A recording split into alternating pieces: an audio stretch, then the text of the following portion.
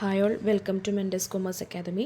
നമ്മളിത് ഡിസ്കസ് ചെയ്യുന്നത് +2 തുല്യത ബിസിനസ് സ്റ്റഡീസ് എക്സാമിന് റിപ്പീറ്റഡ് ആയിട്ട് ചോദിച്ചിരിക്കുന്ന ഹെൻറി ഫയോളിൻ്റെ ഒരു തത്വമാണ് സ്കേലാർ ചെയിൻ അല്ലെങ്കിൽ അധികാര ശ്രേണി എന്ന് പറയുന്നത്. ഇത് വരച്ചെഴുതാൻ പറയും. അതിൻ്റെ ഡയഗ്രാമാണ് ഈ കാണുന്നത്.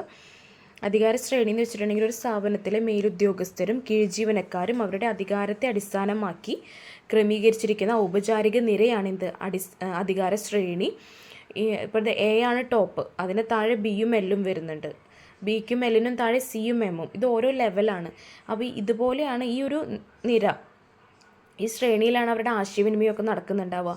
എക്ക് ഇപ്പോൾ ഇയോട് കമ്മ്യൂണിക്കേറ്റ് ചെയ്യണമെങ്കിൽ നോർമലി എന്ത് ചെയ്യണം? എ ബിയോട് പറയണം, ബി സിയോട് പറയണം, സി ഡിയോട് പറയണം, ഡി ആണ് ഇയുടെ അടുത്ത് കാര്യങ്ങൾ പറയുക. അങ്ങനെയാണ് അവരുടെ ഔപചാരികമായിട്ടുള്ള ശ്രേണി പോകുന്നത്. പിന്നെ ഒരു ഇയെയും ഓനും കണക്ട് ചെയ്തിട്ട് ഒരു വരച്ച് കണ്ടില്ലേ, ഗാങ് പ്ലാങ് എന്ന് പറയും. അത് എഴുതാൻ പറയാറുണ്ട്.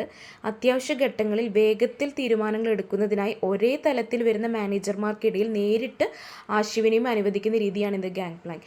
ഇപ്പം എന്തെങ്കിലും എമർജൻസി സിറ്റുവേഷനാണ്, ഇ എന്ന ഡിപ്പാർട്ട്മെൻറ്റൽ മാനേജർക്ക് ഒ എന്ന ഡിപ്പാർട്ട്മെൻറ്റൽ മാനേജറോട് കമ്മ്യൂണിക്കേറ്റ് ചെയ്യണം.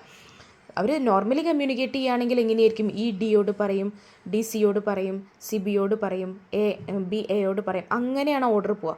പക്ഷേ എമർജൻസി സിറ്റുവേഷനിൽ എന്ത് ചെയ്യാം? ഇക്ക് ഒയോട് നേരിട്ട് കമ്മ്യൂണിക്കേറ്റ് ചെയ്യാം. അതിനെയാണ് എന്ത് പറയുന്നത്? ഗാങ് പ്ലാങ് എന്ന് പറയുന്നത്. ഇത് റിപ്പീറ്റഡ് ആയിട്ട് ചോദിക്കുന്ന ക്വസ്റ്റ്യൻ ആണ്. Thanks for watching. For more videos എൻ്റെ ചാനൽ സബ്സ്ക്രൈബ് ചെയ്യുക, കമൻറ്റ് ചെയ്യുക.